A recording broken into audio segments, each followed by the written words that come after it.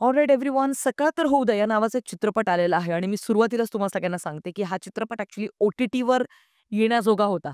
मराठीतला सगळ्यात मोठा आता प्रॉब्लेम काय माहिती आहे का, की अशा प्रकारचे सिनेमे आपण थिएटरमध्ये का जायचे बघायला? म्हणजे ₹500 जर दोघांना जर आज थिएटरमध्ये सिनेमा बघायला जायचे नाही, तर किमान ₹500 ते ₹700 खर्च होतो. मला जर सिनेमा बघायला जायचे, तर मला लार्जर दॅन लाईफ असं काहीतरी कॅरेक्टर्स बघायचे मला काहीतरी असं बघायचं, की जे यार भावा मी कधीच पाहिलं नव्हतं. किंवा मला काहीतरी एक वेगळी एंटरटेनमेंटची व्हॅल्यू देईल. पण जे असे सिनेमे असतात, जे संथरित्या चालतात, ज्यांचा स्क्रीन प्ले खूप असे ट्विस्ट एंड टर्न्स डिमांड नाही करत. अ, हळू-हळू, हळू-हळू कासवाच्या गतीने पुढे-पुढे जात असतात. तुम्हाला खूप संयम धरावा लागतो. तुम्हाला खूप पेशन्स ठेवायला लागतो. तर अशा प्रकारचे सिनेमे मराठीमध्ये चिक्कार बनत आलेत. याच वर्षाची जर का उदाहरणं घ्यायची झाली, तर असे कितीतरी असे सिनेमे आहेत, जे फक्त ओ-टी-टीवर येण्याजोगे होते. पण त्यांना थिएटरात ज्यावेळेला हे आणतात, त्यावेळेला थिएटरात ज्यावेळेला प्रेक्षक नाही, त्यावेळेला आपल्यावरती ते खापर फोडलं जातं आणि यार it's high time right now. आपल्याला आपल्या हक्काचं मराठी ओ-टी-टीचं एक प्लॅटफॉर्म पाहिजे राव. जिथे मेकर्सला पण परवडेल, तो सिनेमा विकताना, जिथे ओ-टी-टीवाल्यांना पण परवडेल तो सिनेमा विकत घेताना, जिथे प्रेक्षकांना पण परवडेल त्याच ओ-टी-टीचं सबस्क्रिप्शन घेताना आणि हे सगळे सिनेमे तिथे बघताना. याबद्दल तुमचं काय म्हणणं आहे ओ-टी-टीबद्दल? कमेंट सेक्शनमध्ये कळवाच. पण चला चर्चा करूया. सकाळ तर होऊ द्या. हा चित्रपट मला कसा वाटलाय ते.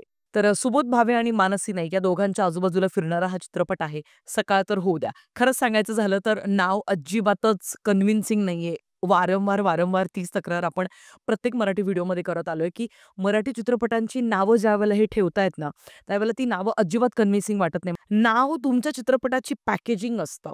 सो ते नाव इतकं कन्व्हिन्सिंग असायला पाहिजे, की तो चित्रपट बघण्याचा मोह आवरला नाही पाहिजे.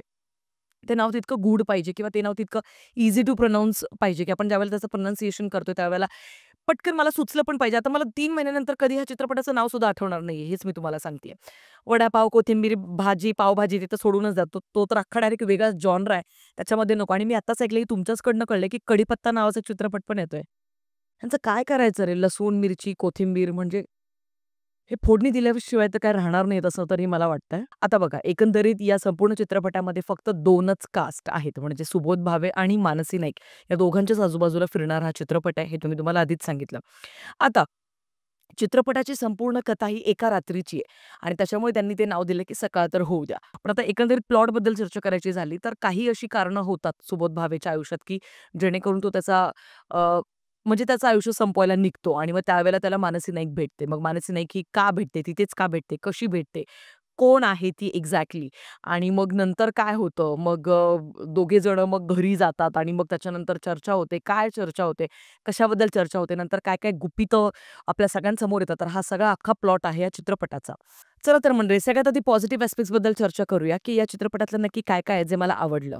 हो, सरप्रायझिंगली काही अशा गोष्टी नक्कीच आहेत ज्याचं कौतुक करायला पाहिजे असं मला वाटतं. अंकुश मारोडे आणि ओंकार बर्वे या दोघांनी या चित्रपटाचे संवाद लिहिलेले आहेत आणि खरंच सांगते काही ठिकाणी ते संवाद ॲक्चुअली कन्व्हिन्सिंग वाटतात. म्हणजे अख्खा चित्रपट ॲक्चुअली सहन करणं हे फक्त संवादांमुळे शक्य होतं. कारण काही-काही ठिकाणचे संवाद जेन्युइनली खूप खोलात लिहिलेले आहेत, विचार करून लिहिलेले आहेत आणि ते तुम्हाला काही ठिकाणी नक्कीच इम्प्रेस करतील. सुबोध भावे यांच्याबद्दल बोलायचं जर का झालं तर खरंच सांगते एखाद्या कलाकारासाठी व्हेरिएशन्स काय असतात, आवाजातले व्हेरिएशन्स काय असतात. कारण अख्ख्या चित्रपटामध्ये सुबोध भावे यांना दारू पिताना दाखवलंय. पण आता बट ऑब्व्हियस जसजशी कथा पुढे-पुढे जाते तसतसा मग आता त्यांना दारू चढत जाणार. तसतसं त्यांचे आवाज बदलत जाणार. तसतसं आवाजामध्ये ते मॉड्युलेशन्स यायला पाहिजे.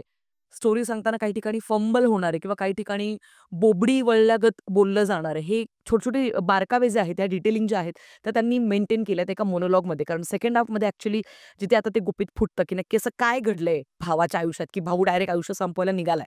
तर मग अशा वेळेला भाऊ ज्यावेळेला सांगायला लागतो, म्हणजे सुबोध भावे ज्यावेळेला सांगायला लागतात, तर तो एक अख्खा मोनोलॉग आहे बाहेर एका बाल्कनीमध्ये बसून. तर तो मोनोलॉग खूप कन्व्हिन्सिंग मला वाटला. अख्ख्या चित्रपटाचा सगळ्यात हायलाइट पॉइंट तेवढाच एक मोनोलॉग आहे. कारण ज्यावेळेला तो मोनोलॉग आपल्या सगळ्यांसमोर ते सांगतायत, त्यावेळेला ते काही-काही ठिकाणी लिटरली इमॅजिन तुम्हाला होतात आणि ती खूप ताकद आहे चांगल्या कलाकाराची. ऑलराइट मंडळी, सो फक्त हे 1 ते 2 चांगल्या गोष्टी आहेत सकाळ तर होऊ द्या या चित्रपटाच्या आणि आता चर्चा करूया काय-काय गोष्टी नाही आवडल्या त्या. खरंच सांगते. हा चित्रपट अख्खाच्या अख्खा म्हणजे इतका बापरित्या लिहू शकलो असतो आपण आणि याच्यामध्ये इतके भयंकर लेव्हलचे ट्विस्ट एंड टर्न्स आपण देऊ शकलो असतो. याचंच उदाहरण मी आता सुरुवातीलाच देते. इरुळ नावाचा एक मल्याळम सिनेमा आहे, ज्याच्यामध्ये फहाद फासिल आहे आणि इतरही 2 कलाकार आहेत. तर हा सिनेमा फक्त 3 पात्रांवरती बनलाय आणि एका बंगल्यामध्ये शूट केलेला आहे. आता का मी त्या सिनेमाचं उदाहरण देते? हा सिनेमा YouTubeवरती फ्रीमध्ये अवेलेबल आहे. हा रिव्ह्यू पाहिल्यानंतर तो सिनेमा आवर्जून बघा आणि मग तुम्हाला कळेल, की मी त्या चित्रपटाचं उदाहरण किंवा त्या चित्रपटाचा दाखला का देतेय इथे. कारण कमीत कमी बजेटमध्ये, कमीत कमी वेळेमध्ये आणि बाप ॲक्टर्स सोबत ज्यावेळेला तुम्हाला बाप सिनेमा शूट करायचा असतो, तर त्यावेळेला तुम्ही इरूळ सारखा सिनेमा ॲक्चुअली तुम्हाला एक उत्तम उदाहरण ठरतो. इथे सकाळ तर उद्या हा चित्रपट सपशेलपणे एक्झिक्युशनमध्ये आपटतो. या चित्रपटाची एडिटिंग भयंकर वाईट झालेली आहे. म्हणजे काही-काही ठिकाणी literally extra warm, extra blue, extra green, काही-काही ठिकाणी लिटरली Instagramचे काही आपल्याला फिल्टर्स येतात बघा, की ज्यावेळेला आपण एखादा फोटो पोस्ट करायला जातो त्यावेळेला. लिटरली काही-काही ठिकाणचं कलर सॅच्युरेशन इतकं भयंकर लेव्हलला नेलेलं आहे, की नेक्स्ट नेक्स्ट ज्यावेळेला मॉन्टाज येतो त्यावेळेला ते डायरेक्ट बॅक टू नॉर्मल येऊन जातं. परत next level, another level warm tone दिलेला आहे. सो या गोष्टी इतक्या विविध पद्धतीने ते आपल्याला थ्रू आउट द सिनेमा जाणवतात, की त्या लिटरली डोळ्यांना अशा बोचतात इतक्या मोठ्या पडद्यावरती. अख्खा चित्रपट खूप कमी बजेटमध्ये शूट केलेला आहे. ते आपल्याला सुरुवात झाल्या-झाल्या जाणवतं. म्हणजे अख्ख्या चित्रपटामध्ये कपडेसुद्धा ॲक्टर्सचे बदलले गेलेले नाही. ऑफकोर्स ती स्क्रिप्टची डिमांड होती. I get that. बट काही-काही ठिकाणचे काही मॉन्टाजेस इतके भयंकर लेव्हलचे 1080pमध्ये डायरेक्ट टाकलेले आहेत, की मोबाईलमध्ये शूट केला-बिला की काय लावा पोकोमध्ये वगैरे असं लिटरली वाटू लागतं. कारण ड्रोन शॉट्स वगैरे ते सोडूनच द्या. तर अतिशय वाईट क्वालिटीमध्ये टाकलेले आहेत. म्हणजे नाच रे मोरा किंवा इतर ज्या गाण्यांमधले पण शॉट्स. पण ज्यावेळेला नाच गं मोरा हे जे गाणं ज्यावेळेला लागतं ना, तर तिथूनच ते लिटरली 1080pमध्ये ती क्वालिटी आपल्या सगळ्यांसमोर येते. आय डोंट नो तो थिएटरचा प्रॉब्लेम होता, की तो इतक्या मोठ्या पडद्यावरती ज्यावेळेला आपण पाहतोय त्यावेळेला पण जेन्युइनली सांगते एकाच ठिकाणी असला असता तर मी मान्य केलं असतं. पण बऱ्याच ठिकाणी तुम्हाला क्वालिटी जे व्हिज्युअल क्वालिटी जी आहे ती खूप ठिकाणी कॉम्प्रोमाईज झालेली जाणवते. ज्या मोनोलॉगचं मी आत्ताच खूप कौतुक केलंय तुम्हा सगळ्यांसमोर, की सुबोध भावे यांचा मोनोलॉग जिथे ते त्यांच्या लाईफमध्ये असं काय घडतं बाबा, की जेणेकरून ते इतके नैराश्यामध्ये आहेत. हे ज्यावेळेला ते सांगत असतात त्यावेळेला खूप क्लोजअप शॉट्स आहे. म्हणजे इतका क्लोजअप आहे, की फक्त एवढंच दिसतंय. तर एवढं ज्यावेळेला दिसतंय ना, तर त्यावेळेला ती दाढी इतकी नकली आहे आणि ते क्लिअरली जाणवतंय. म्हणजे पुअर मेकअप आर्टिस्टचं काम आपल्याला तिथे पाहायला मिळतं. हो, ज्यावेळेला इतर शॉट्स आहेत म्हणजे वाईड अँगलचे शॉट्स आहेत किंवा ज्यावेळेला खूप असे जवळून आपण त्यांची दाढी, चेहरा-बिहरा एवढं काही पाहत नाही, त्यावेळेला ते इतकं बोचत नाही. पण तो पर्टिक्युलर सीन तुम्ही बघा, तुम्हाला समजेल. म्हणजे ते लिटरली या ठिकाणी, या ठिकाणी आणि या ठिकाणी ते इतकं क्लिअरली जाणवतंय. तेवढ्या क्लोजअप शॉटमध्ये किमान तेवढं एक मर्जिंग करून घ्यायला हवं होतं एडिटिंगमध्ये. सगळं होऊ शकलं असतं मॅनेज, पण ते नाही केलं गेले फॉर सम रिझन. मेकअप आर्टिस्टबद्दलच बोलतेय तर अख्ख्या सिनेमामध्ये ना मानसी नाईकच्या लिपस्टिकचा shade throughout the cinema change होतोय. काय होतं ज्यावेळेला अख्खा सिनेमा ना क्लोजअप शॉट्समध्ये भयंकर शूट केलेला आहे. त्याच्यामुळे ह्या गोष्टी इतक्या प्रकर्षाने जाणवत होत्या, की त्या असं वाटत होतं, की यार नाही यार, हे खूप बेसिक चुका आहेत. म्हणजे ह्या चुका बघायला पण नाहीयेत सिनेमा बघायला.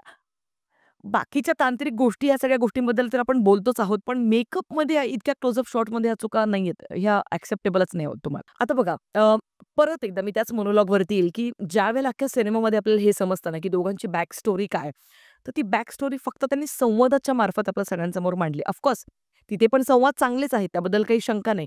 पण तुम्ही ते फ्लॅशबॅकमध्ये ज्यावेळेला स्टोरी दाखवता, किमान ते शूट तर करा. किमान ते दाखवा तर खरं. नक्कीच हा एक तुमचा एक वेगळा एक्सपेरिमेंट आहे आणि आलोक जैन यांचं दिग्दर्शक म्हणून त्यांना असं वाटलं, की आपण काहीतरी वेगळं करण्याचा प्रयत्न करूया. पण एक्झिक्युशनमध्ये नाही जमल्यात त्या गोष्टी. कारण लिटरली असं वाटतं, की अरे मग बजेट इश्यू होते म्हणूनच त्यांनी ॲक्चुअली फ्लॅशबॅकमध्ये जाऊन त्या स्टोरी शूट नाही केल्या. त्या फक्त संवादांमार्फत मांडण्याचा प्रयत्न केला. पण माझं असं म्हणणं आहे, की ते फ्लॅशबॅकमधल्या ज्या स्टोरीज होत्या त्यांच्या, तो मूळ गाभा होता, तो सस्पेन्स होता तुमचा. त्या सस्पेन्ससाठी ॲक्चुअली आपण अख्खा चित्रपट पाहत असतो आणि तो सस्पेन्सच असं डायरेक्ट फक्त सांगून मोकळे होतात ते तिथे थोडंसं ते शूट करून प्रॉपर एक्झिक्यूट करून दाखवायला हवं होतं. That's that's what I felt. तो एक सस्पेन्स त्यांनी खूप वेगळ्या एका लेव्हलला ते घेऊन जाऊ शकले असते. कारण आता सगळीकडे हॉरर, सुपरनॅचरल, सस्पेन्स थ्रिलर या जॉनरातले फिल्म्सचा सध्या खूप सुंदर असा एक काय म्हणूया झोनमध्ये आपण सगळेजण जगतोय. ह्याच्यामध्ये जर का तुम्ही थोडंसं सस्पेन्स थ्रिल किंवा एखादा सायको किलर कोणीतरी आहे आणि मग दोघांपैकी कोणीतरी एक जो ह्या सगळ्या गोष्टी करतोय जाणून-बुजून, असं काहीतरी किंवा सुपरनॅचरलमध्ये की जिथे ती अस्तित्वातच आय डोंट नो या सगळ्या गोष्टी ॲक्चुअली जर दिल्या असत्या क्लायमॅक्समध्ये तर आय थिंक डायरेक्ट असं वाटलं असतं, की "अरे चा ओके म्हणजे हे सगळं होतं तर." सो तो जो एक अख्खा पेस आपण वाट बघत असतो तर त्याचे कुठेतरी समाधान वाटलं असतं. पण ते नाही होत. एक प्रेक्षक म्हणून आत्मा आपला अतृप्त राहतो. एकंदरीत हा चित्रपट एक्झिक्युशनमध्ये तुम्हाला नाही इम्प्रेस करत. सिनेमामध्ये 1 ते 2 आणखीन अशा चुका पण आहेत. जसं की आता सुबोध भावे सुरुवातीलाच सिनेमा सुरू होतोय तिथेच एका ठिकाणी कार लावून ते ज्यावेळेला एका सरणावरती बसतात, ते सरण आलं कुठून? एक्झॅक्ट तशा चौकोनी शेपमध्ये बनवलं कोणी? म्हणजे त्याचं काही एक्सप्लेनेशन दिलं जात नाही. किंवा इनफॅक्ट त्याच एका ठिकाणी ती पण तिथे येणं. ते पण थोडंसं खूप अनकन्व्हिन्सिंग वाटू लागतं. मी तेच म्हटलं ना, की हे सुरुवातीला आपण ह्या गोष्टी तरी पण दाबून का ठेवतो? कारण आपल्याला असं वाटतं, की यार शेवटी काहीतरी खूप मोठा सस्पेन्स असा खुलणार आहे, की मग त्या ह्या सगळ्या गोष्टी व्हॅलिडेट केल्या जातील. पण तसं काही घडत नाही आणि त्याच्याचमुळे मग त्या परत चुकांवरती आपलं मन येतं आणि आपल्याला असं वाटू लागतं, की अरे मग ते सरण आलं कुठून होतं? सो एकंदरीत सांगते हा सिनेमा शीर्षकामध्येच तुम्हाला इम्प्रेस करत नाहीत आणि थ्रूआउट एक्झिक्युशनमध्ये पण नाही करत. मी या सिनेमाला देईल 2 स्टार्स आउट ऑफ 5 ते पण फक्त त्या एका मोनोलॉगसाठी जो सुबोध भावे यांचा आपल्याला चित्रपटामध्ये दिसतोय आणि ओव्हरऑल मानसी नाईकचा परत एकदा कमबॅक होतो इंडस्ट्रीमध्ये. आय फील तिचं या सिनेमामध्ये तिला जेवढा रोल दिला गेलाय, तिने सुंदररित्या तो निभावण्याचा प्रयत्न केलाय इतकंच मी म्हणेन. कारण दोघांवरती ॲक्चुअली खूप मोठी जबाबदारी होती. काय होतं, हा एक एक्सपेरिमेंट होता सिनेमाचा.